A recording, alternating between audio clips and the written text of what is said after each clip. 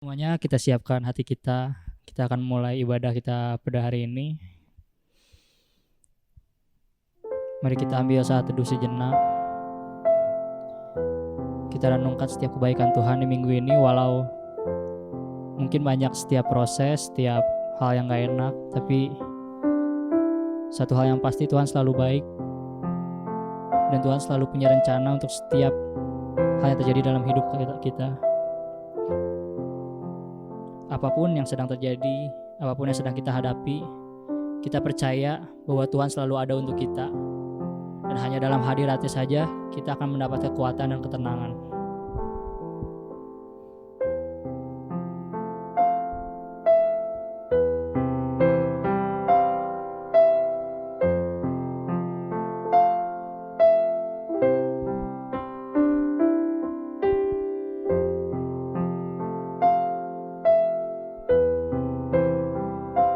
Resapi lagu ini teman-teman, naikkan dengan sungguh-sungguh dan dari hati kita. Kekuatan di jiwaku, ketenangan di batinku, ada dalam hadiratmu, ku menyembahmu.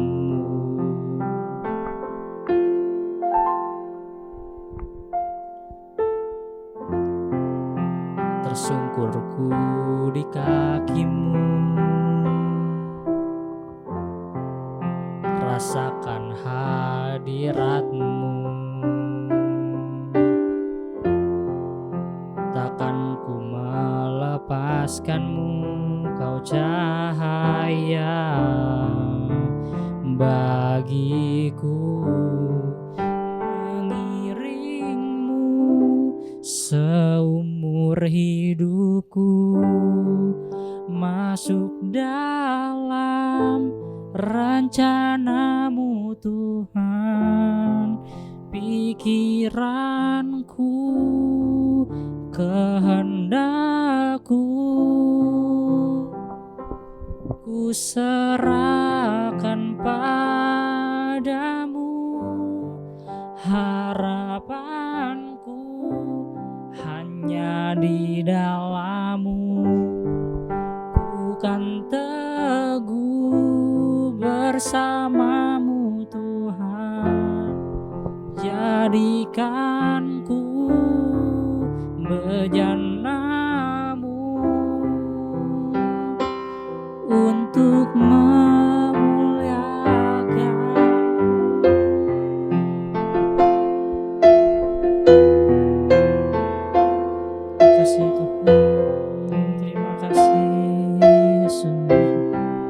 tersungkurku di kakimu, tersungkurku di kakimu, rasakan hadiratmu. Takkan ku melepaskanmu, kau cahaya bagiku.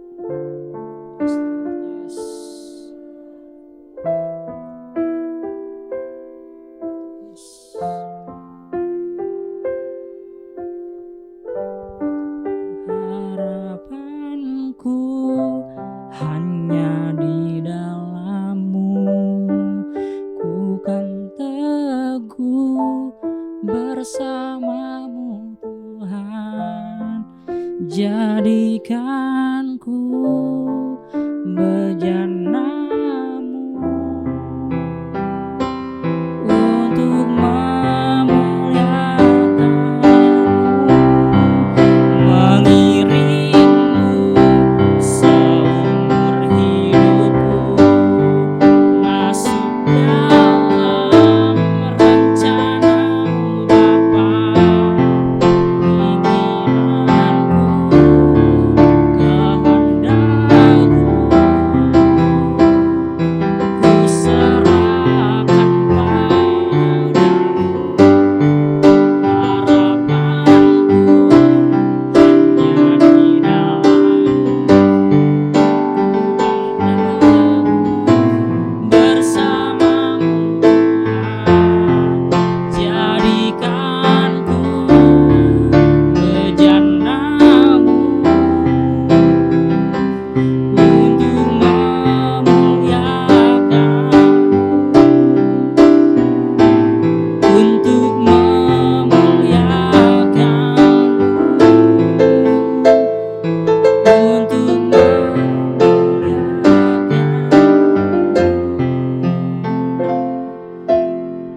Terima kasih Tuhan Yesus untuk pagi hari ini Tuhan. Kami bisa berkumpul kembali di tempat ini beribadah kepadamu Tuhan. Terima kasih untuk setiap proses, terima kasih untuk setiap perasaan yang boleh kami rasakan. Sukacita, sedih, pahit, senang. Terima kasih untuk semua perasaan itu Tuhan. Ajar kami untuk selalu berdiam di dekat Engkau Tuhan. Bentuk kami Tuhan, agar kami semakin seperti Engkau Tuhan. Siapkan hati kami Tuhan, agar kami dapat menyembah Engkau dengan sungguh-sungguh, dan hati kami siap untuk ditabur Bapa. Terima kasih Tuhan Yesus, hanya di dalam nama Tuhan Yesus kami telah berdoa. Amin. Saya undang teman-teman untuk bangkit berdiri. Mari kita teman-teman lebih semangat lagi, kita sama-sama nyanyikan lagu ini. Ajarku berdiam.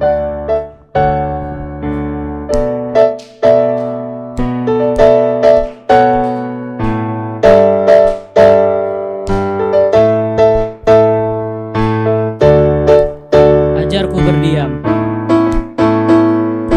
Ajarku berdiam dekat di hatimu saat ku berpaling, temukan cintamu. Di sana kau menanti untuk bawaku lagi bersekutu dalam kedamaian sejati. Sama-sama katakan, oh, ku damba hadirmu.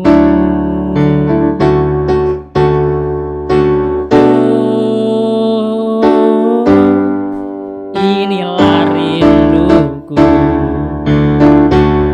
Oh, hidupku nyala untukmu. Segenap hatiku tahu akan kebaikanmu, dan nafasku menceritakan kasih-Mu. Ajarku berdiam dekat di hati-Mu.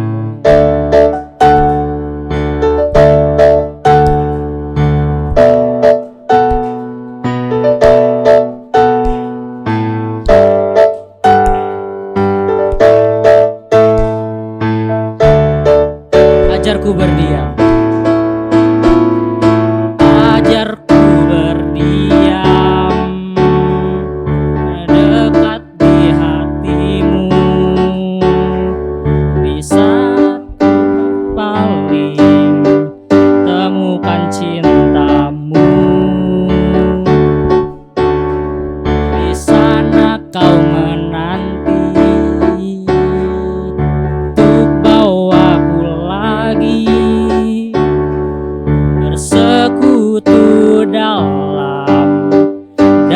yang sejati.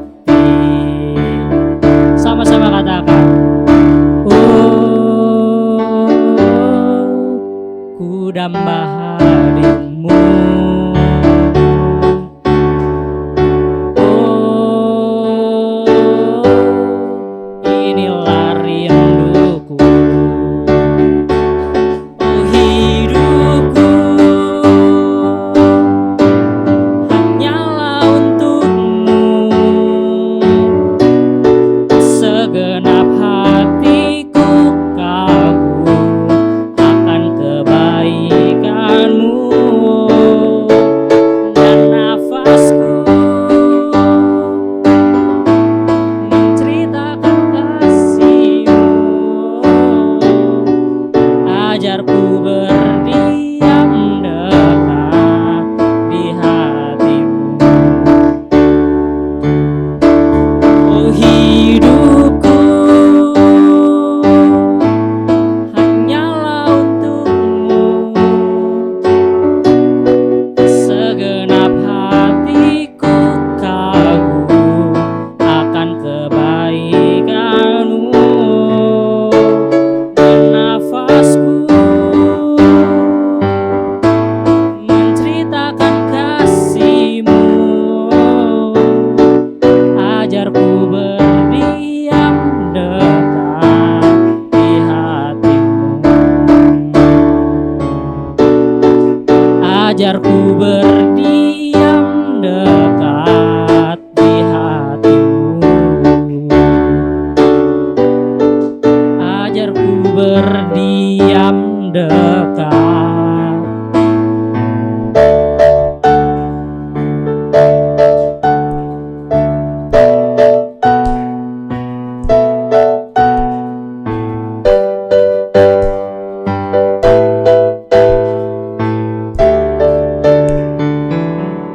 Boleh beri kemuliaan untuk Tuhan kita, teman-teman. Teman-teman dipersilakan untuk duduk. Sebentar kita akan mendengar sebagian dari firman Tuhan. Namun mari kita teman-teman siapkan hati kita, teman-teman. Mazmur 62 ayat 2. Hanya dekat Allah saja aku tenang, daripadanya lah keselamatanku. Mazmur 84 ayat 11. Sebab lebih baik 1 hari di pelataranmu daripada 1000 hari di tempat lain. Lebih baik berdiri di ambang pintu rumah Allahku daripada diam di kemah-kemah orang fasik. Hanya dekat Allah saja, teman-teman, kita akan mendapatkan kekuatan. Dan hanya dekat Tuhan saja kita akan merasa tenang. Serta hanya Tuhan saja yang selalu ada bersama kita, teman-teman. Mari kita, teman-teman, siapkan hati kita. Kita sungguh-sungguh lagi menyembah. Kita benar-benar nyanyi dari hati kita, teman-teman. Kita imani setiap lagu ini. Ingat setiap kebaikan Tuhan. Dan ingat juga Tuhan selalu ada di setiap kehidupan kita. Dan selalu ada di setiap sisi kita, teman-teman.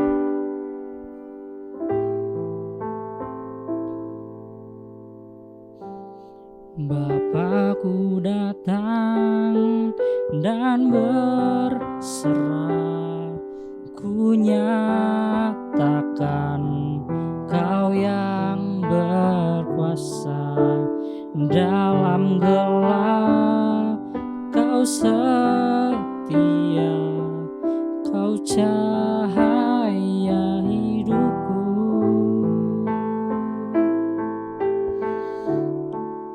Oh, Kau kuatkan aku bertahan, Kau harapan dalam kesesakan. Kau buktikan kesetiaan-Mu, Tuhan. Engkau Allah Immanuel.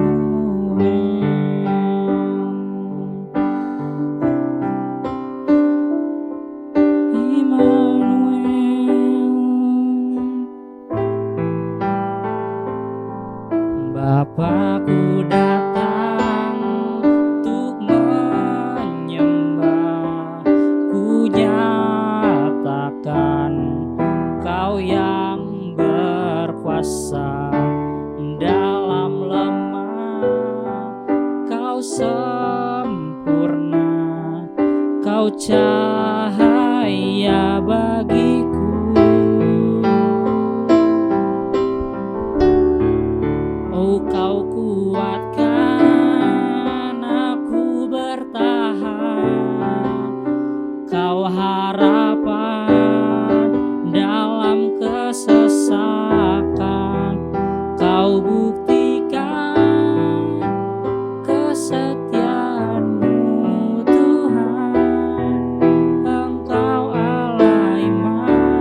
Kau kuatkan, oh Kau kuatkan aku bertahan.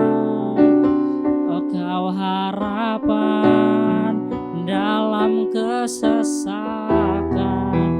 Kau buktikan kesetiaan-Mu Tuhan. Engkau Allah Immanuel, Immanuel,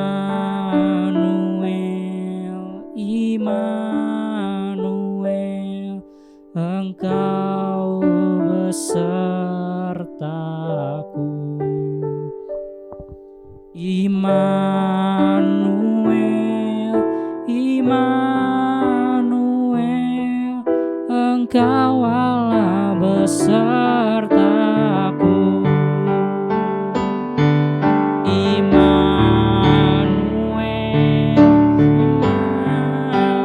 Immanuel, Engkau besertaku. Immanuel, Immanuel, Engkau Allah besertaku. Kau kuatkan aku bertahan. Oh Kau harapan dalam kesesakan. Kau buktikan kesetiaan-Mu Tuhan.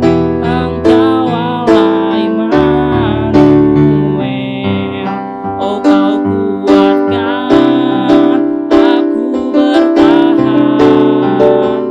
Kau harapan dalam kesesakan.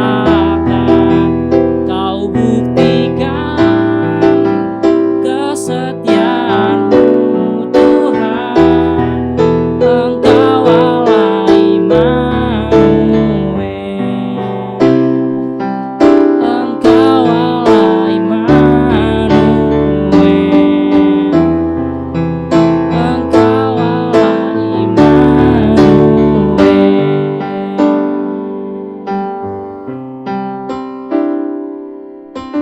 Terima kasih Tuhan Yesus untuk kesempatan hari ini kami boleh beribadah. Terima kasih untuk setiap kesempatan yang Kau berikan Bapa, untuk kesetiaan-Mu, untuk kehadiran-Mu dalam hidup kami Bapa. Jikalau sebentar kami akan mendengar sebagian dari firman-Mu, kiranya Engkau yang memberkati hamba-Mu yang akan menyampaikan firman Tuhan, dan sertai juga Tuhan agar setiap kami yang mendengar bisa memiliki hati yang siap untuk ditabur dan dibentuk Bapa. Terima kasih Tuhan Yesus. Hanya di dalam nama Tuhan Yesus saja kami telah berdoa. Amin. Oke, selamat pagi saudara-saudara sekalian. Puji Tuhan, kita kembali diberi kesempatan untuk beribadah ya. Pujian-pujian yang baik, yang luar biasa. Kalau saudara menghayatinya, ya 3 pujian pertama ini ya udah membesarkan hati kita ya. Saudara, Immanuel artinya apa? Kapan bersertanya? Kapan bersertanya? Berserta kita kapan? Manakala kita sudah kasih persembahan, udah ke gereja, udah berdoa, udah baca Alkitab. Nah kalau lupa itu gimana? Kalau nggak persembahan, nggak ke gereja lagi, banyak yang nggak ke gereja. Terus Tuhannya menyertai nggak? Ya, teman-teman kita yang ada di rumah sekarang nanti mau menyaksikan online, ada Tuhan menyertai mereka nggak? Mencari mereka. Waktu kamu bertengkar dengan orang tua kamu, Tuhan menyertai kamu nggak?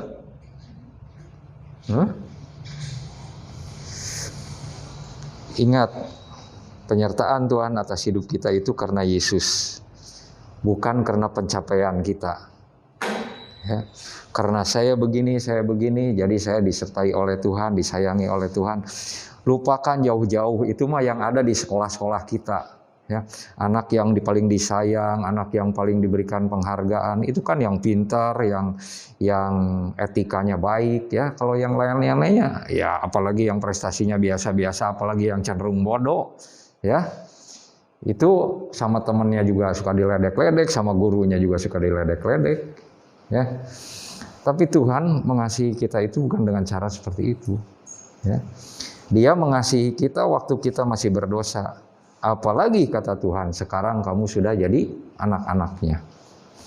Banyak anak-anak berjuang di sekolahnya, di dalam kehidupannya dia masih kecil, untuk bisa diakui oleh orang tuanya, ini anak papa.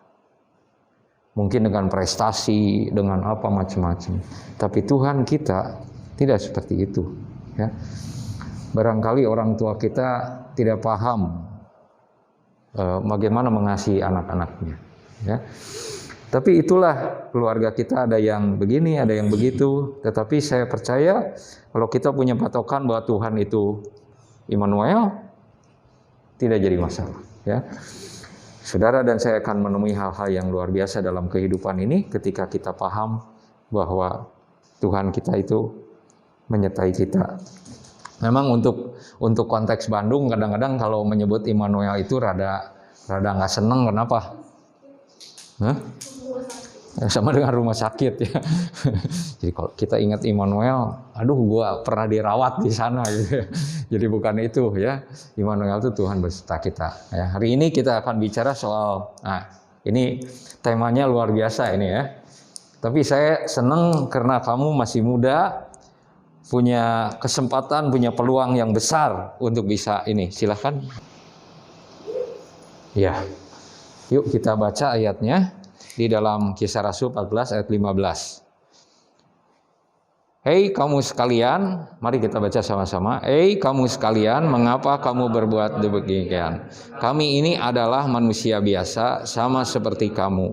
Kami di sini untuk memberitakan Injil kepada kamu, supaya kamu meninggalkan perbuatan manusia ini dan berbalik kepada Allah yang hidup, yang telah menjadikan langit dan bumi, laut dan segala isinya. Oke, ayat halaman berikutnya. Ini cerita selengkapnya saya akan bacakan. Di Listra ada seorang yang duduk saja. Ini pengalaman Rasul Paulus. Karena lemah kakinya dan lumpuh sejak dilahirkan dan belum pernah dapat berjalan. Jadi entah kena penyakit polio atau apa, pokoknya dari kecil ya. Ia duduk mendengarkan ketika Paulus berbicara. Dan Paulus menatap dia dan melihat bahwa ia beriman dan dapat disembuhkan. Lalu kata Paulus dengan suara nyaring, berdirilah tegak di atas kakimu. Dan orang itu melonjak berdiri, lalu berjalan kian kemari. Ketika orang banyak melihat apa yang diperbuat Paulus, mereka itu berseru dalam bahasa Likaonia. Dewa-dewa telah turun di tengah-tengah kita dalam rupa manusia. Barnabas mereka sebut Zeus dan Paulus mereka sebut Hermes, karena ia yang berbicara. Maka datanglah, ini orang Yunani ini ya. Dan datanglah imam dewa Zeus yang kuilnya terletak di luar kota, membawa lembu-lembu jantan dan karangan-karangan bunga ke pintu gerbang kota untuk mempersembahkan korban bersama-sama dengan orang banyak kepada rasul-rasul itu. Mendengar itu Barnabas dan Paulus mengoyakkan pakaiannya mereka, lalu terjun di tengah-tengah orang banyak itu sambil berseru, hei kamu sekalian. Nah ini ayat yang tadi kita baca ini awalnya. Hei kamu sekalian, mengapa kamu berbuat demikian? Kami ini adalah manusia biasa, sama seperti kamu. Kami ada di sini untuk memberitakan Injil kepada kamu. Nah, dan seterusnya. Jadi kalau kita melihat di sini ada nanti satu pokok-pokok yang akan kita bicarakan, bagaimana mungkin kamu yang ya sebagian masih kuliah, bahkan ada sebagian yang baru mau masuk kuliah. Ini masih lama belum kuliah lagi ya. Jadi apakah kita bisa punya dampak untuk bangsa? Ya. Bangsa loh. Ya. Ini kalau janji anak-anak ITB itu gimana? Berguna bagi Tuhan, bangsa dan alma mater ya. Begitu itunya apa sih? Apa kata-kata apanya itu teh? Kayak perjanjiannya gitu ya. Jargonnya. bukan jagong ya, jargon. Oke, kita berdoa ya, kita berdoa. Nanti saya minta satu orang berdoa. Siapa? Abad berdoa, Abad. Tolong berdoa ya untuk pemberitaan firman Tuhan.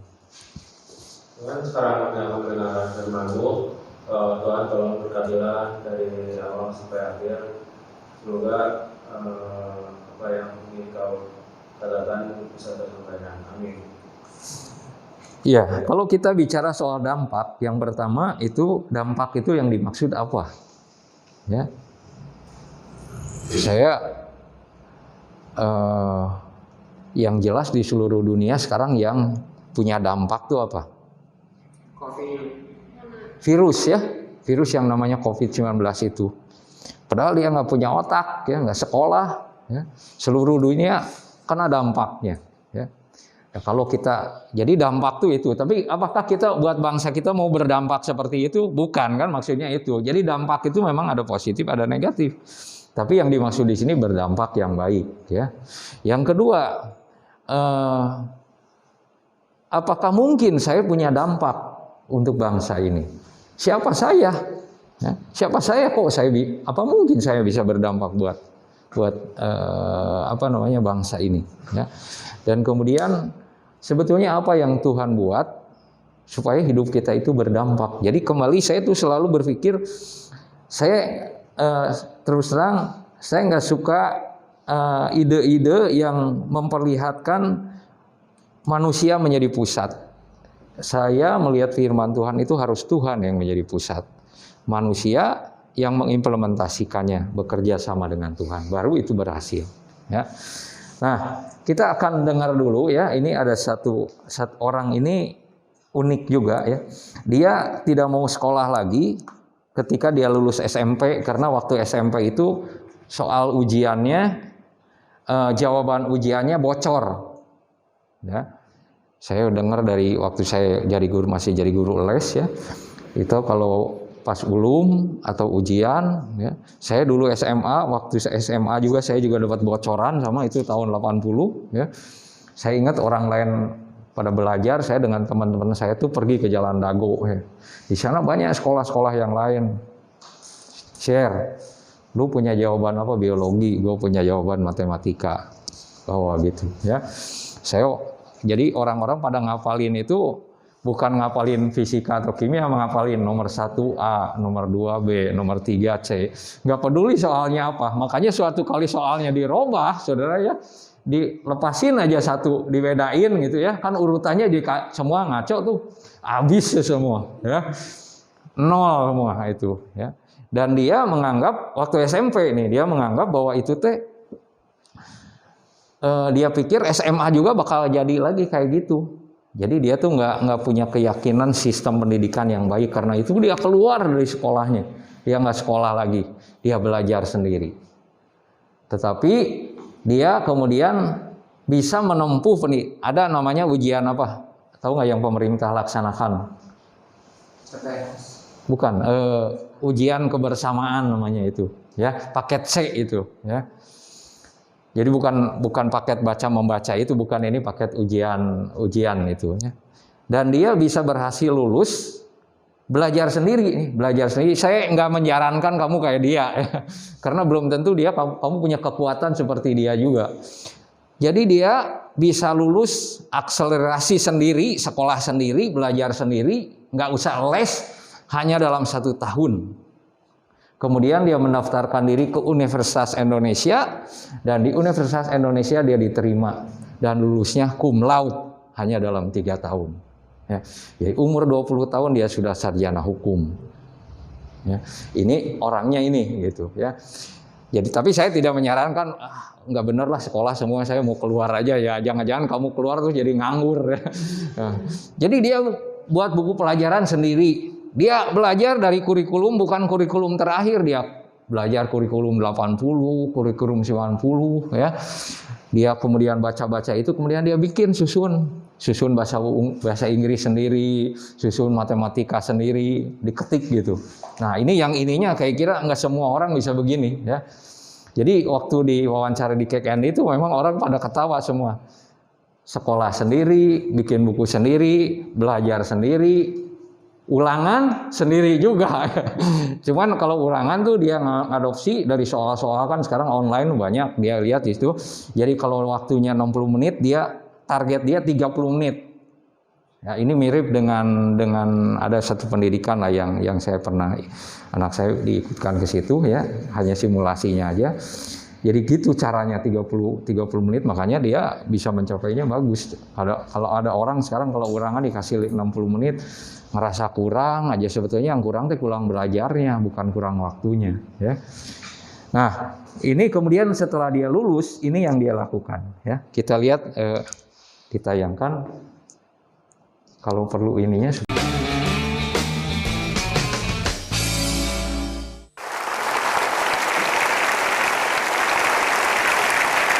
Terima kasih, Anda masih bersama saya di acara Kikendi dan tamu kita masih Andri Rizky.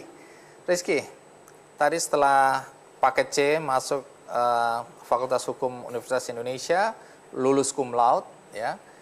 Sesudah lulus apa yang kamu lakukan? Saya bersama teman-teman yang lain mendirikan sebuah yayasan bernama Yayasan Pemimpin Anak Bangsa, untuk menyediakan pendidikan gratis kesetaraan bagi teman-teman yang putus sekolah.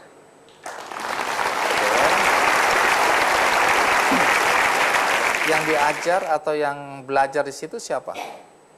Seluruh masyarakat putus sekolah, terlepas dari usianya berapapun itu, agamanya, statusnya sudah menikah apa belum, pokoknya siapapun yang ingin melanjutkan pendidikan lebih tinggi. Oke, apa yang dilakukan melalui YPAB ya? Apa yang dilakukan? Yang dilakukan adalah memberikan mereka suatu pendidikan kesetaraan yang berkualitas. Kesetaraan itu artinya paket-paket tadi, paket A, B, C tadi? Iya. Oke. Di mana YPAB ini dimotori oleh volunteer, relawan. Pengajar dari YPAB itu tidak dibayar. Tidak dibayar? Iya. Oke, siapa aja mereka itu? Kami semua adalah kalangan-kalangan dari berbagai macam profesi, mulai dari dokter, mulai dari konsultan, mulai dari technicians, bergabung di sini untuk memberikan ilmu, mengajar ke mereka langsung kepada masyarakat putus sekolah. Oke. Tujuannya? Untuk membantu mereka mengikuti ujian nasional kesetaraan, dan yang paling terpenting adalah bagaimana mereka mendapatkan pendidikan yang seutuhnya dan sejujur-jujurnya. Jujur-jujurnya. Ya. Nah, Yayasan Pemimpin Anak Bangsa ini sekarang udah berapa banyak atau berapa? Saat ini kami memiliki 3 lokasi belajar, ada di Tangerang, Tanah Abang, Jakarta Pusat, dan Medan, Sumatera Utara.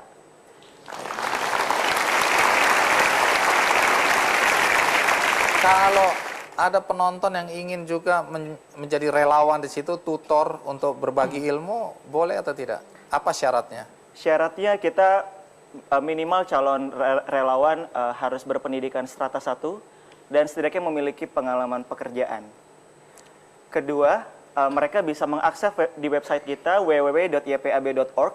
Dari situ tim kami melalui volunteer manager kami dan tim akan menseleksi untuk diseleksi siapa yang eligible bagi kita menjadi relawan di YPAB. Mau bantu aja harus diseleksi. Tujuannya baik loh, mau bantu. Sombong betul. Karena memang yang volunteer itu tidak hanya sebagai sebuah gaya hidup. Volunteer yang kami perlukan di sini adalah volunteer yang berkomitmen. Dan komitmen itu adalah hal yang paling sulit untuk dicari dari jiwa volunteer. Ada yang cuma sekedar ikut-ikutan, rame, tapi habis itu dia main pergi aja, anak-anak terlantar. Itu benar sekali. Apalagi kalau ada kamera, pura-puranya, wah. Kamera nggak ada kamera, emang gue pikirin. Karena kita ada kelas pengembangan wawasan. Nah, kelas pengembangan wawasan ini diisi oleh teman-teman, kita katakan street smart, di mana mereka bukan pendidikan universitas, namun mereka bisa berbagi pengalaman mereka dan juga kemampuan mereka kepada teman-teman yang putus sekolah juga, tapi di luar jenjang paket. Oke. Sekarang apa kegiatanmu? Karena dulu kalau nggak salah pernah kerja di satu firma hukum ya, tapi kemudian istirahat, tanda kutip. Kenapa istirahat? Saat itu saya mengundurkan diri. Karena? Karena kondisinya jam kerja di konsultan yang membutuhkan waktu yang juga cukup padat, sementara saat itu YPAB juga baru berdiri, sehingga Saya pikir Tuhan memberikan saya waktu yang cepat dengan akselerasi. Kali ini waktunya bagi saya untuk mengabdi, setidaknya mengembangkan dulu YPAB, baru kembali bekerja.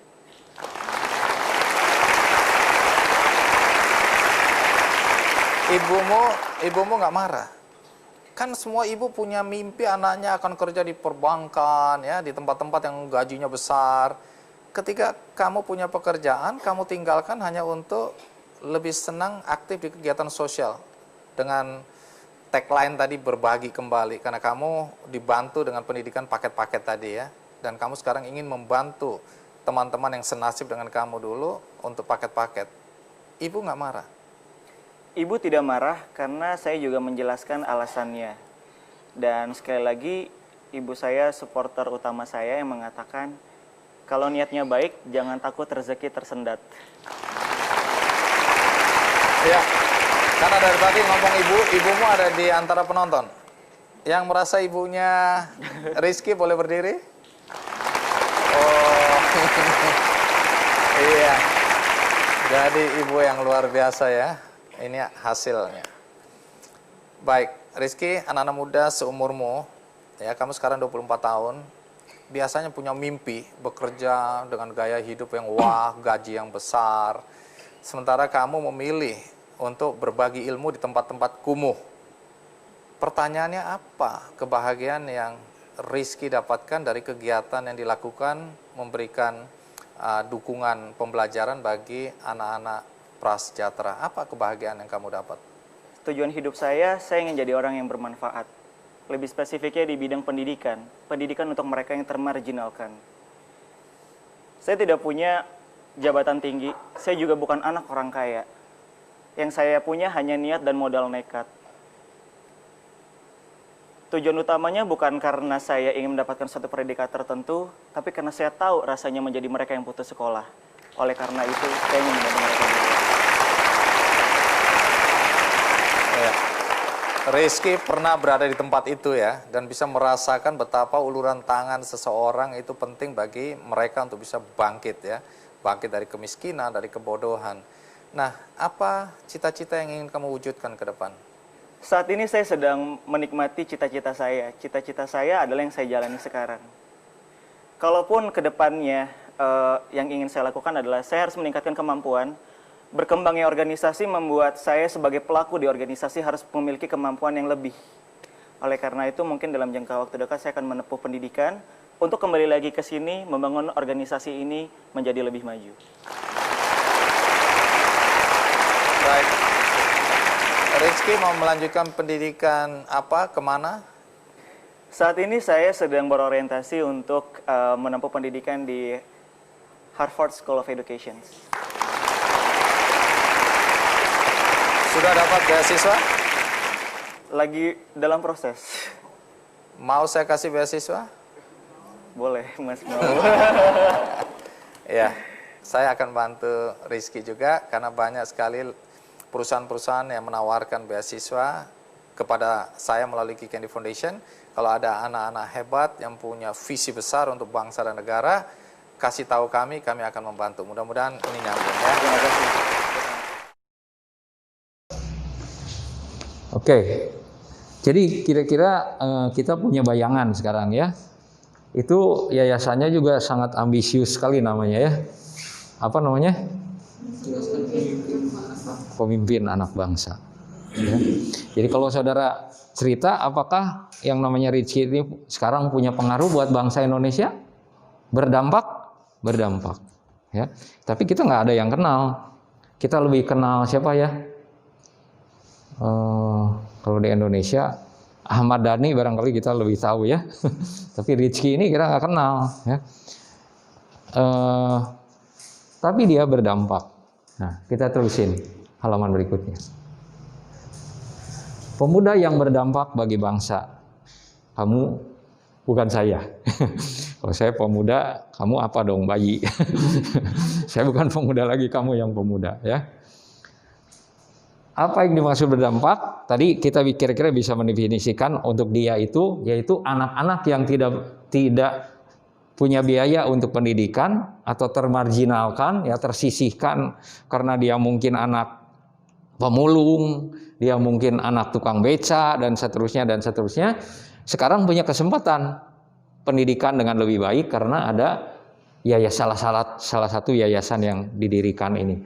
Kemudian apakah mungkin? Nah, pertanyaan yang tadi saya kata, apakah mungkin saya berdampak? Saya ini siapa? Ya, siapa coba kamu? Ayo, kamu siapa? Siapa? Bukan siapa-siapa. Ya. Dulu anak-anak muda suka ngomong yang gini, apa tuh aku mah, kayak gitu ya, seperti gitu ya. Itu perkataan orang-orang baper ya, kayak gitu. Ya, jadi di satu sisi, tapi kadang-kadang kalau kita berinteraksi dengan teman-teman kita, dengan komunitas kita, kalau kita nggak dihargain tuh kayak marah banget. Dia nggak tahu siapa saya, tapi giliran dia harus mengerjakan sesuatu, siapalah aku ini ya. Aku mah hanya manusia biasa. Manusia biasa ternyata punya kesempatan, tadi kan dibilang ya di ayat tadi, aku ini hanya manusia biasa. Jadi waktu itu Paulus dan Barnabas itu dipuja sebagai dewa. Wah, orang justru nyari kan kayak gitu-gitu ya. Kita kan orang-orang yang senang main IG, senang main apa lagi ya? Twitter gitu ya. Kalau yang IG khususnya senengnya apa? Atau YouTube senengnya apa? Banyak apanya? Banyak yang view sama banyak subscribe-nya ya. Kalau yang nge-tweet banyak yang retweet ya. Kalau nggak ada retweet kayak mau bunuh diri gitu. Oh, nggak ada yang baca ya kayak gini. Kalau itu mah maya bro yang itu mah ya. Banyak orang yang kuatnya bagus-bagus, tapi hidupnya tuh penuh keputusasaan sebetulnya orang itu. Jadi dia hanya copy paste dari ini bagus, langsung di quote kayak bagus, padahal dapat jempol ya di apa itu di Facebook ya dan segala macam ya. Tetapi nyatanya sebetulnya orangnya rapuh sekali ya. Nah, jadi kita lihat di sini, kamu memiliki potensi dan peluang untuk berdampak bagi bangsa karena Allah tinggal di dalam diri kamu. Ini yang paling penting. Ya. Saya melihat ada satu anak SD ya, anak SD ini punya cita-cita gini. Saya pengen mengajak opa oma bukan opa omanya dia, opa oma yang ada di daerahnya itu bisa jalan-jalan ke kebun binatang. Tapi dia anak SD, nggak ada duit juga. Kemudian kan sekarang kita banyak forumnya, mengumpulkan dana dan kemudian memberikan proposal, kita melakukan itu. Dan betul-betul terjadi ya, opa oma itu disediakan bus, disediakan konsumsi. Siapa yang melakukan itu? Ini anak SD ini. Ya. Nah, saya hanya melihat bahwa potensi-potensi ini seperti Rizky ini, kalau saya ngelihat dari namanya dia kelihatannya bukan orang Kristen, ya, tapi dia bisa itu, ya. Apalagi kita, di mana Allah itu tinggal di dalam diri kita. Ya. Coba kita lihat lagi, Allah tinggal di dalam kamu. Ini poin pentingnya kalau kamu menyadari betapa kamu punya potensi untuk bangsa ini. Ya. Yakobus 5 ayat 17, Elia adalah manusia biasa sama seperti kita. Elia itu suatu kali melakukan pertandingan di Gunung Karmel. Dia melawan 850 nabi. 400 nabi Baal, 450 nabi Asyera. Ya. Mereka bikin festival, bikin pertandingan dengan syarat Elia yang menentukannya. Seperti gini, kamu buat persembahan. Kalau biasanya kalau persembahan di zaman itu ya sampai sekarang itu dibakar biasanya. Ya. Nah sekarang untuk membuktikan siapa Allah yang sesungguhnya, kamu boleh kasih persembahan di atas satu mezbah, kemudian tidak boleh pakai api. Kalau betul-betul Allah kamu itu ada, Dia akan turunkan api membakar. Ya. Dikatakan oleh firman Tuhan, Nabi itu 850 itu, wah mereka,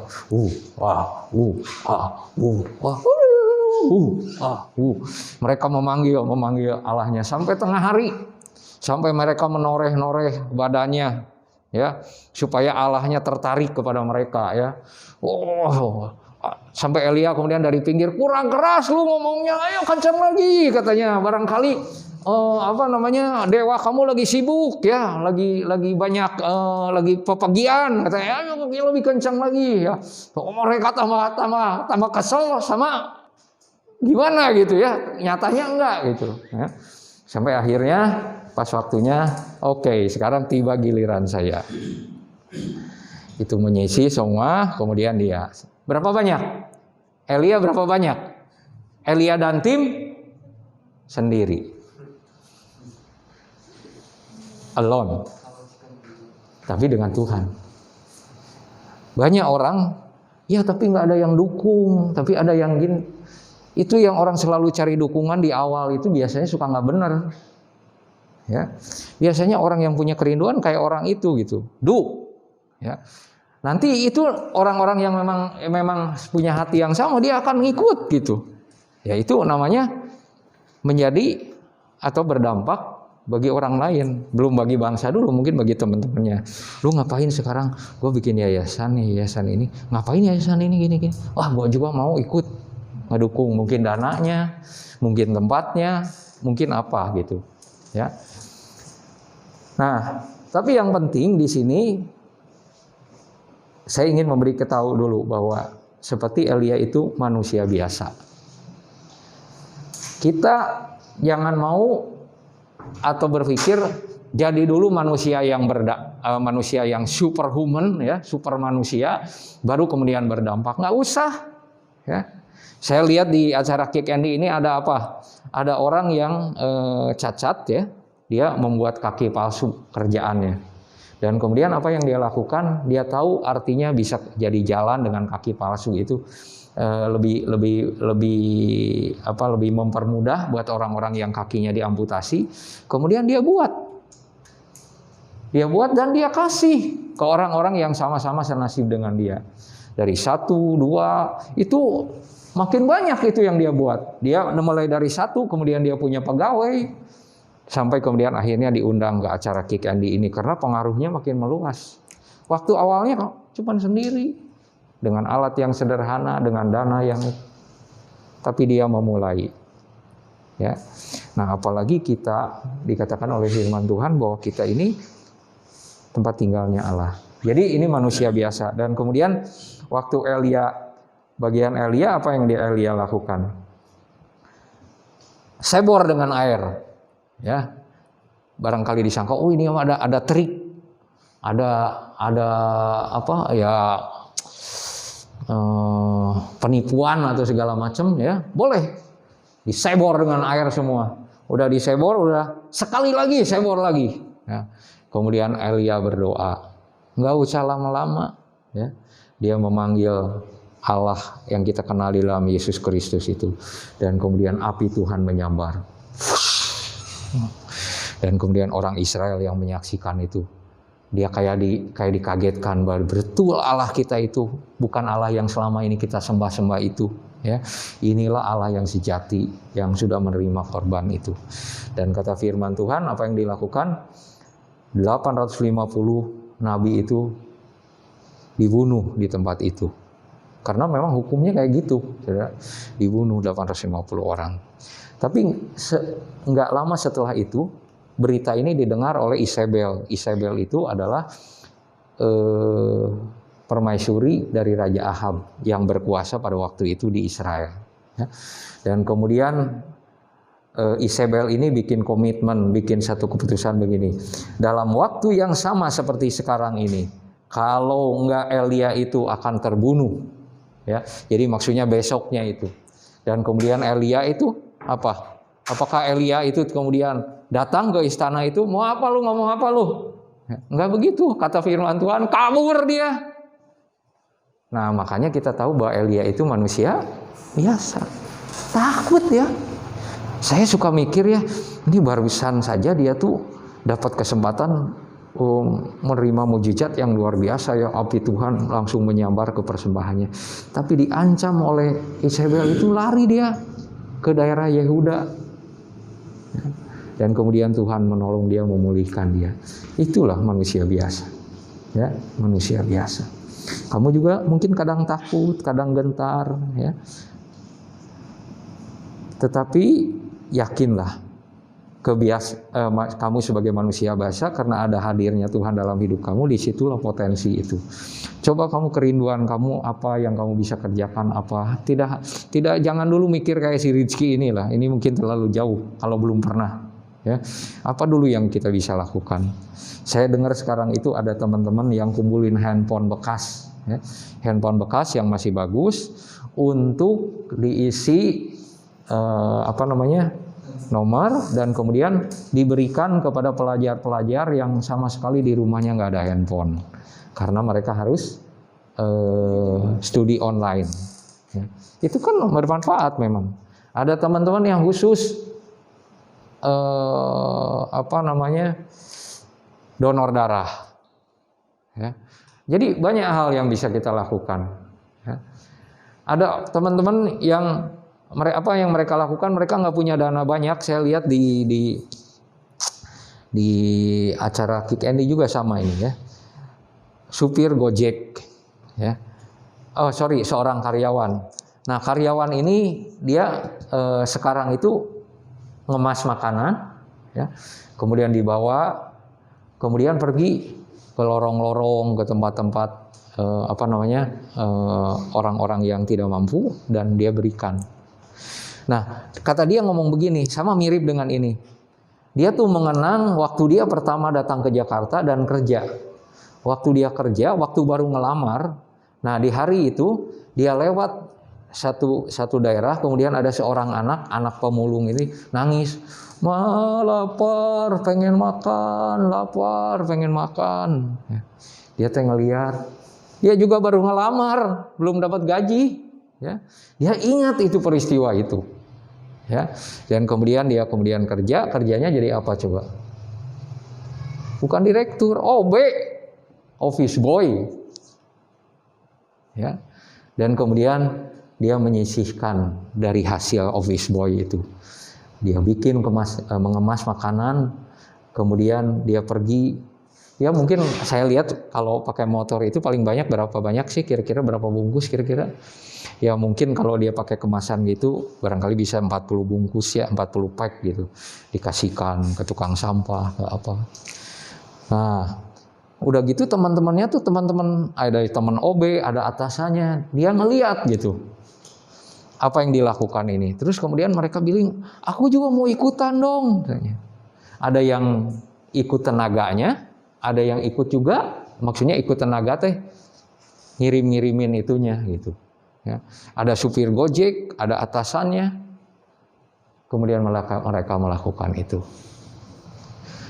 Jadi menjadi berdampak bagi bangsa itu nggak harus yang wah, dan kita tidak nunggu harus diviralkan, yang nggak perlu. Ya. Kadang-kadang yang begitu tuh ya baliknya, kalau ada kamera baru bagaimana, kalau nggak ada kamera ya itu yang sesungguhnya. Ya. Kita lihat lagi Daniel. Ya. Ini Daniel kata siapa nih? Kata Raja Nebukadnezar. Kita baca sama-sama. Hei Belsasar, Belsasar itu gelar atau nama yang baru yang diberikan kepada Daniel. Kalau Daniel itu artinya Daniel, itu artinya Allah adalah hakimku. Ya. Ini Belsasar itu nama dewa dari yang disembah oleh Nebukadnezar ini di Babilonia. Tapi kamu lihat di sini, biarin dia namanya diganti jadi nama dewa, kelakuannya nggak kayak dewa. Ya. Tetap aja dia sesuai apa yang kata firman Tuhan. Banyak orang bagus namanya, tapi kelakuannya seperti setan. Ya. Kita lihat di sini. Hei Belsasar, kepada orang-orang yang berilmu, aku tahu bahwa engkau penuh dengan roh para dewa yang kudus. Konteks pembicaraan ini, apakah betul Daniel penuh dengan roh para dewa? Betul nggak? Enggak lah, dia penuh dengan roh apa? Roh Tuhan. Tetapi kan Nebukadnezar itu bukan orang yang beriman seperti Daniel itu. Jadi konteks dia itu konteks dewa-dewa. Ya. Jadi bukan berarti Daniel itu penuh dengan roh para dewa, bukan. Ya. Daniel ini penuh dengan roh Allah, tetapi karena mereka nggak paham, mereka berpikir seperti ini. Dan bahwa tidak ada rahasia yang sukar bagimu, sebab itu inilah riwayat penglihatan mimpi yang kudapat, maka ceritakanlah kepadaku maknanya. Ya. Jadi engkau penuh. Jadi artinya kemampuan Daniel menurut Raja Nebukadnezar ini pasti bukan lu, tapi dewa gitu. Atau oknum yang lebih berkuasa dari dia. Nah, kita tahu sebagai anak-anak Tuhan siapa pribadi yang berkuasa lebih dari kita, itu adalah Allah yang kita sembah. Dan itu luar biasanya tinggal di dalam hidup kita, tinggal di dalam kamu sebagai orang-orang percaya. Nah, saya cerita saya sendiri ya, saya memang bukan pemuda, tapi saya termasuk kategori yang berdampak bagi bangsa. Gimana kok bisa berani-beraninya ngomong gitu? Satu gini, saudara-saudara, saya jadi RT, bersedia jadi RT. Nah, saya bergaul dengan banyak orang-orang. Ya. Salah satu ya kalau yang secara umumnya mah ya, begitu saya jadi RT itu karena saya orang Chinese. Yang kedua pendeta lagi. Ya. Itu ibu-ibu, banyak ibu-ibu yang aktif di sini tuh. Wah, Pak RT. Nah, saya nggak kenal dia. Ya. Jadi rupanya berita pendeta Chinese jadi RT itu kayak aneh gitu. Kan kebanyakan kita malah nggak peduli sama RT, sama RW nggak peduli. Ya. Nah, apa yang saya lakukan pertama-tama, salah satunya saya bisa bertemu dengan masyarakat dan saya tahu kesulitan-kesulitan mereka. Satu misalkan ada warga KTP juga nggak punya. Ya kalau mau ngurus apa-apa nggak punya KTP itu bagaimana? Ya. Jadi apa yang saya lakukan? Saya memberikan penjelasan kepada dia bahwa KTP itu harus diurus, harus punya, ya. Supaya sekarang kan kalau mau BPJS harus punya KTP. Kalau mau dapat bantuan dari pemerintah, ada bantuan ini, bantuan itu harus punya KTP. Kalau nggak punya KTP nggak bisa apa-apa, ya nggak dapat apa-apa gitu. Jadi saya kasih tahu supaya mereka dapat. Kalau ada informasi bantuan tertentu dari pemerintah mendaftar, saya mintain KTP ke warga. Yang menurut saya ini harus dibantu, orang ini harus dibantu, saya minta. Dan kemudian saya daftarkan. Waktu saya didaftarkan, dia dapat bantuan, saya kan nggak bisa bantu. Maksudnya uangnya nggak cukup untuk bantu mereka. Tapi dengan memberikan dia jalan untuk bisa dibantu kan, udah memberkati mereka. Jadi saya kalau ngelihat itu ada satu ibu ustad ya, ibu ustad ini sampai ke saya itu nuhun Pak RT nuhun ya, kirim itu ibu ustad loh, ya. Karena dia dibantu. Ya. Saya lihat ada lansia, ini perlu dibantu, dapat bantuan. Itu contohnya. Nah di gereja ya teman-teman saya mereka kumpulin dana, kumpulin di saya yang bagiin. Saya bukan yang punya duitnya, saya hanya mendistribusikan aja. Karena saya dipercaya. Kalau saya nggak dipercaya, kumpulin uang di saya, habis dipakai jajan sama saya. Ya. Tetapi ya itu didistribusikan. Ya. Waktu saya mendistribusikan, saya doa sama Tuhan, siapa yang diperlukan ini. Kadang-kadang Tuhan bilang gini, kamu telepon si Anu, saya telepon bagaimana keadaan kamu gini-gini. Saya nggak teleponin semua, ada dananya juga terbatas. Ya. Kalau saya teleponin semua, ya 10.000 ewang berarti. Ya. Tapi kayak gitu, tepat benar ya, benar ternyata si ini butuh. Ya. Siapa lagi misalkan saya teleponin, ini ternyata butuh. Ada juga yang tanpa ditelepon saya udah ngelihat memang dia butuh, dia Pak, kita bantu. Ya. Jadi kemarin yang terakhir kejadian yang kemarin kita ada yang lain lagi tapi ini ada yang paling penting yang ingin saya sampaikan kepada saudara. Kemarin ini saya bersama dengan agama Buddha, agama Katolik, agama Islam kita kumpul, kita melakukan syukuran menjelang kemerdekaan peringatan kemerdekaan 75 ya. Waktu itu kemudian Pak RW bilang ke saya, Pak Yahya, untuk Kristen Pak Yahya yang berdoa. Ya. Nanti yang Buddha siapa, yang Islam siapa. Nah, kemudian saya berdoa dalam hati saya, kemudian terakhirnya aku berdoa dalam nama Yesus juru selamat kami. Itu kan poin itu penting. Ya. Tapi kalau saya mau berdampak bagi orang lain, saya sudah mulai menolak. Iya mah ini jen, iya mah Islam, iya mah Buddha, iya mah lain orang percaya, nggak akan berdampak. Ya, nggak akan berdampak. Orang-orang yang suka nolak-nolak itu nggak akan berdampak hidupnya. Ya, orang yang berdampak itu adalah orang yang terbuka. Seperti Yesus, marilah kepadaku yang lelah dan berbeban berat. Kalau kita belum apa-apa, mau pilih-pilih si ini, si itu, mau dampaknya mau bagaimana? Ya, itu mah dampaknya bahasanya kalau di bahasa ini ke teman-teman lu juga, ya. Jadi bukan ke orang yang lebih banyak. Nah, karena itu kalau kita pengen berdampak, mulai terbuka pikirannya, terbuka hatinya, terbuka dompetnya. Ya. Nah, saya kasih contoh lagi satu. Saya sendiri yang melakukan. Saya kira mungkin ada juga di antara kamu. Saya punya duit 15.000 untuk disumbangkan. Kira-kira 15.000 gede nggak ya? Gede kalau dolar. Tapi kalau 15.000 rupiah itu kecil ya. Apa yang saya lakukan dengan 15.000? Saya punya 15.000, saya pengen ngasih. Oke. Kata saya, kemudian saya beli nasi kuning di sini 6.000 satu, jadi sisa 3.000. Beli 2 bungkus. Saya bawa ke tas sambil jalan kaki. Tuhan, tunjukkan kepada siapa orang yang membutuhkan, ya, yang membutuhkan ini. Saya jalan.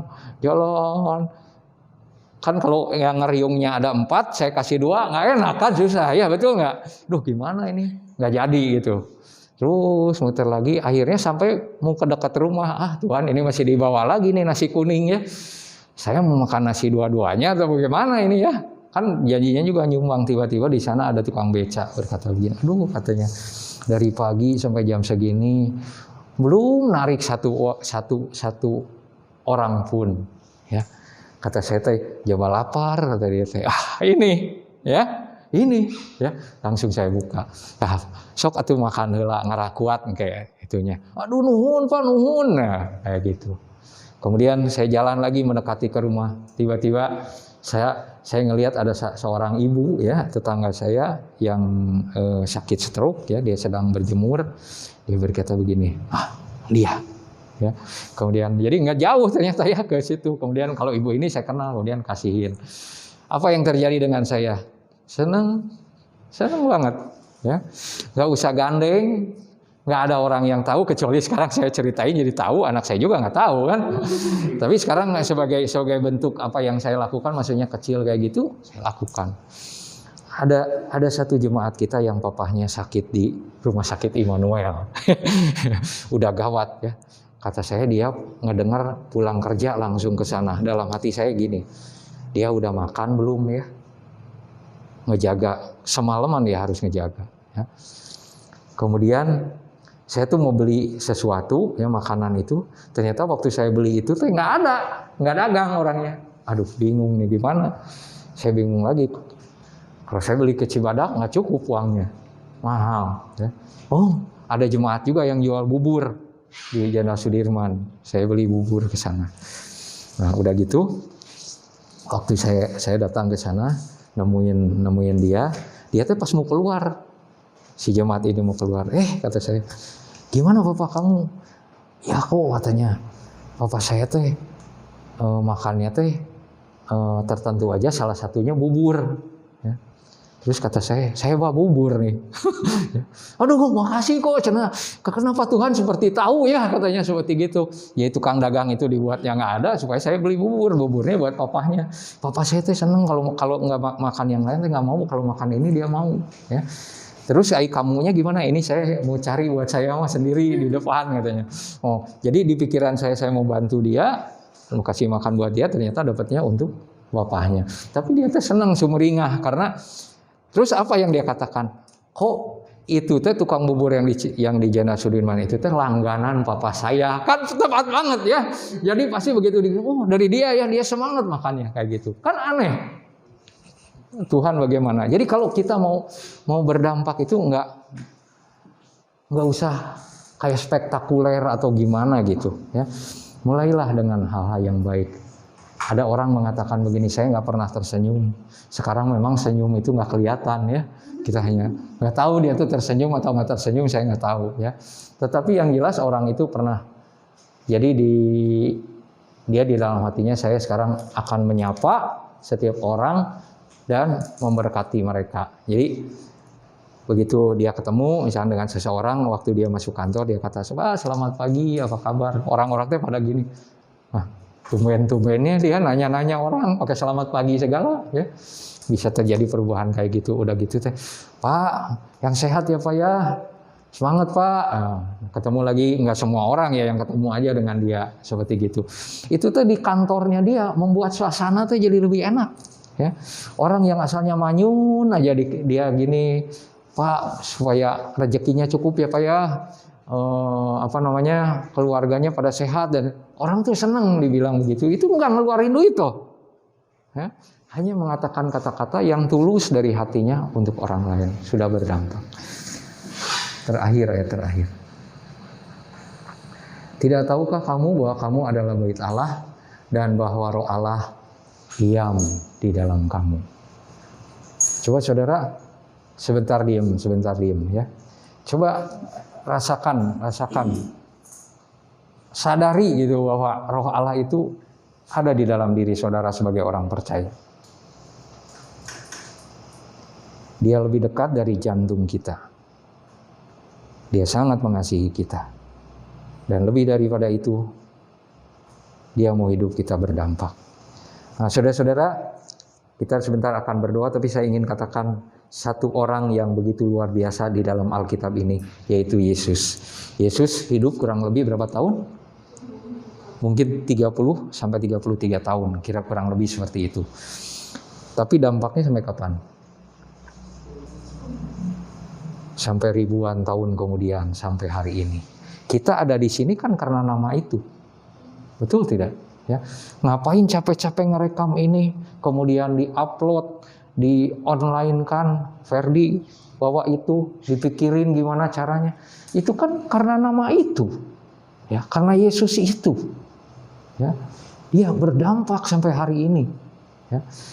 Mungkin kamu hanya 1-2 orang berbicara ke 1-2 orang, tapi pengaruh kamu ke 1-2 orang itu, dia punya kapasitas lebih besar, dia melakukan lebih besar dari yang kita bisa lakukan. Itu juga sudah berdampak. Mungkin kita bukan pelaku utamanya, tapi kita hanya triggernya, tapi juga itu sudah berdampak. Pokoknya sekarang apa yang harus kita lakukan? Mulailah dari orang yang paling dekat dengan kita, berdampak. Mulailah dari komunitas yang kita biasa temui sehari-hari. Hidup kita bisa berdampak. Akan lebih luas, dan kalau Tuhan percayakan kepada kamu, mungkin level-levelnya, saya harap nih teman-teman dari Bethesda yang muda ini, satu kali ada Menteri Keuangan, ya, salah satu ada Menteri Menteri Pendidikan, ya, ada lagi yang jadi Menteri BUMN, bukan BUMN, Erick Thohir itu menteri apa ya? Oh iya betul ya, BUMN ya. Kayak gitu-gitu. Ya siapa tahu. Ya itu pengaruhnya lebih luas lagi. Nah omongan kita juga bisa berdampak ya. Jadi kalau saya ngomong ke orang gini, wah jelek banget ini ya. Kira-kira berdampak nggak ke dia? Dampak. Ya. Kalau saya bilang begini, wah usaha kamu luar biasa nih ya. Sejauh ini sampai segini, tapi ini bisa ditingkatkan lagi loh, bisa lebih baik lagi. Kan itu menggairahkan, ya. Ketimbang jelek banget gitu ya. Ada satu jemaat, ya. Memang saya kadang-kadang kita pergumulan jiwa tuh nggak tahu ya. Dia depresi, kemudian dia datang ke dokter, terus ke psikiater. Psikiaternya bilang begini, kamu tuh depresinya benar-benar luar biasa. Ya. Terus saya nanya, waktu saya itu Pak Yahya, waktu ngedengar psikiaternya bilang saya depresinya luar biasa, saya tambah depresi lagi. Ya. Jadi kata saya, gimana nih, ke dokter atau enggak jadinya? Ya. Kamu kan siapa yang pengen ke dokter? Ya saya, ke psikiater saya. Terus psikiater ngomong gitu, dampaknya apa? Ya saya jadi tambah depresi lagi. Nah saya bilang begini, ada Yesus yang selalu berkata, tenang, calm down, ya. Aku mengasihi engkau apa adanya. Ya. Orang menuntut, orang harus begini, Tuhan Yesus merangkul. Dan dia pulang, yang asalnya menangis, dia masih bekas air mata, dia pulang dengan wajah yang cerah. Kenapa? Karena Yesus masih berdampak bagi hidupnya, bagi hidup saudara dan hidup saya. Saya kenapa mau capek-capek siapin khotbah dan seterusnya? Karena Yesus yang mengasihi itu. Jadi kalau kamu mau berdampak bagi bangsa ini, bukan untuk kemuliaan kamu, tapi untuk kemuliaan Yesus Kristus yang sudah menyelamatkan hidup kamu dan hidup saya. Amin. Kita berdoa. Bapa, dalam nama Yesus kami mengucap syukur pada pagi ini kami bisa beribadah bersama-sama. Terima kasih untuk kebaikan-Mu. Di tengah pandemi yang begitu luar biasa, kami tetap sehat, bahkan keluarga kami juga sehat, dicukupkan. Terima kasih Tuhan. Kami berdoa untuk pendidikan yang masih berlangsung secara online, kiranya Tuhan akan menolong. Kami tetap belajar dengan sungguh-sungguh, karena Indonesia menunggu kami Tuhan, ketika kami selesai dan berdampak. Bagi kami yang sudah selesai, biarlah kami menyelesaikan pendidikan. Kami bukan hanya memikirkan apa yang kami mau dapat, tetapi kami juga mulai memikirkan apa yang kami bisa berikan bagi bangsa ini sebagai orang-orang atau sebagai bagian dari bangsa ini. Terima kasih Tuhan, kami mohon pertolongan-Mu. Mari kita berdiri sama-sama. Kita arahkan hati kita kepada Tuhan. Terimalah berkat, kasih karunia dari Bapa kita di dalam nama Yesus Kristus. Biarlah engkau menjadi teladan, engkau berdampak dimanapun kamu berada. Baik dalam skala mikro, skala menengah, sampai skala nasional. Kami tahu, jikalau engkau menghendakinya, kami memang manusia biasa. Tetapi Allah yang tinggal di dalam kami adalah Allah yang luar biasa. Biarlah itu menjadi keyakinan kami di dalam Yesus Kristus. Dan Roh Kudus yang mempersekutukan kami sekarang ini dan sampai selama-lamanya. Amin.